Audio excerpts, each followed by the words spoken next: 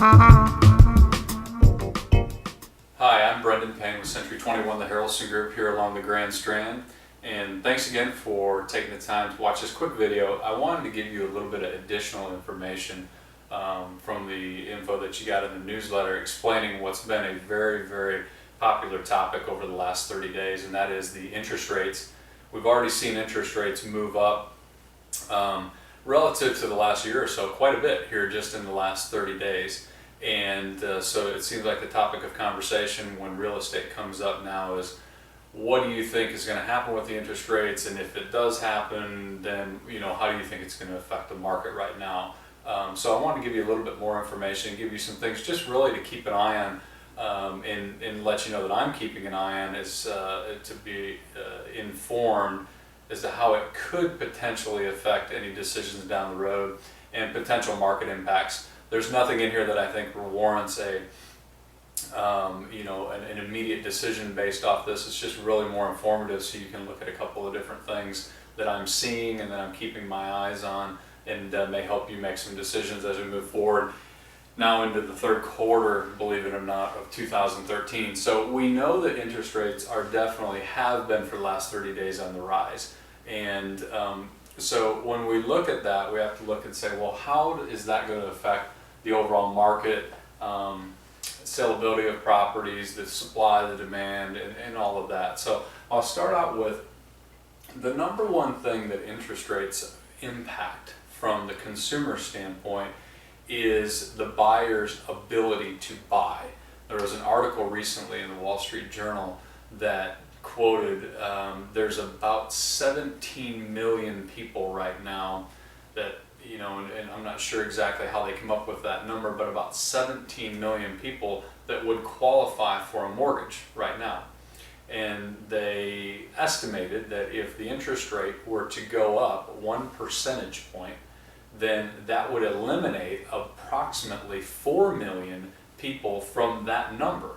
Now, obviously, the interest rate is tied to the buying power or the buyer's ability. So you can see in something like this, if you go from 17 million that can buy to 13 million that can, and you eliminate 4 million, the 4 million are just not able to buy because those are your entry-level people who are, or entry-level properties where they are typically, they're at the threshold right now where it's allowing them to purchase because it's all about their debt to income.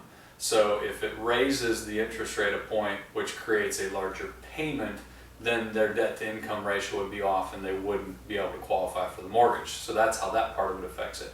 The other interesting part though is if you look then up through the buyer continuum, one basis point, or one, not basis point, 1 percentage point would actually create a different buying category for many of the buyers, because depending on the price point that they're buying, that could mean is anywhere from $10, $15, $20, $25,000 less in buying power just from moving up 1 percentage point in the interest rate.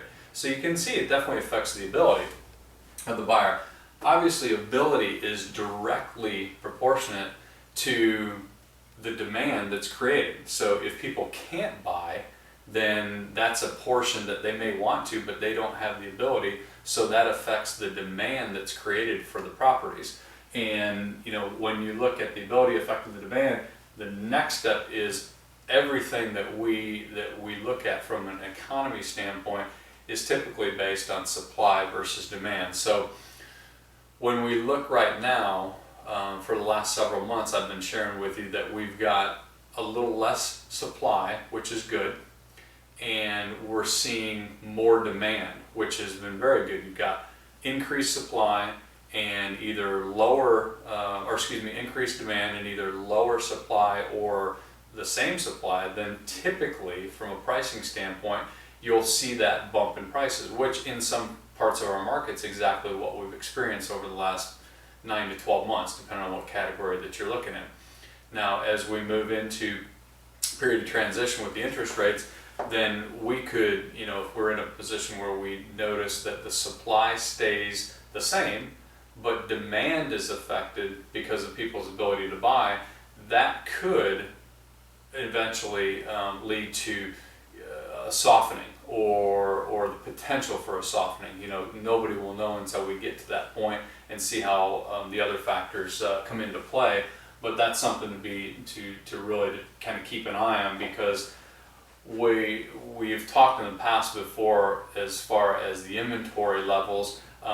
We anticipate that at some point in time, inventory always seems to kind of rectify itself. And as we go into the fall, we anticipate in a lot of areas of our market that we'll see more inventory hit the market, simply because we are a resort type property, or a resort type market with a lot of investment, second homes. And as the rental season kind of winds down, we always typically see an increase in the fall of people that are looking to possibly sell before carrying it through the winter. So just something to keep an eye on that really affects the supply and demand relationship. The other thing that I wanted to really kind of bring up to you is just kind of a reality check of our new normal. I've talked a lot in the last year or so, as we've seen the market improve, that we're kind of finding out what the new normal is in a lot of parts of our market, whether it's single family homes or residential lots, investment condos. We're in the process of, I think, doing that same growth pattern in the interest rates. So before, when we were looking at interest rates on 30-year fixed at 4% and below, for a period of time and for a portion of the buying public over the last couple of years, that has become the new normal. And so when you look at that, if you've ever had owned a property that was in what the old normal was, anything below 8% was incredible. Now the new normal is thought as anything below 4%, that's kind of normal. So one thing that I anticipate is as that comes up, there's back to buyer's ability. It's also going to affect from the mindset of the buyer. They're looking and saying, I'm used to getting at 4%, and we all know that anything that, even if it goes up into 4, 5, 6, historically, that's a really, really good interest rate. And so as we move forward in that, there's the potential that could cause some pullback from the buyers, because they're expecting things that were so much lower that maybe were more a product of what was going on at the time, the stimulus that was, all of the efforts that were made to try to get the economy going. So again, not a panic situation on any of these points, but more just so you've kind of got an idea of the conversations that are happening within the industry and what we're seeing and the potentials that I'm keeping an eye on for you as a consumer, so that you can be well informed. And if you have any questions or anything specifically about your property, or want to see, again, what's happening in my specific area with my property, then don't hesitate, give me a call or email me anytime. And hopefully this has been helpful, and you can have some input in the next conversation that you have regarding the interest rates and the topic of the month. So have a great month, and again, I appreciate you letting me be your resource. Thanks so much.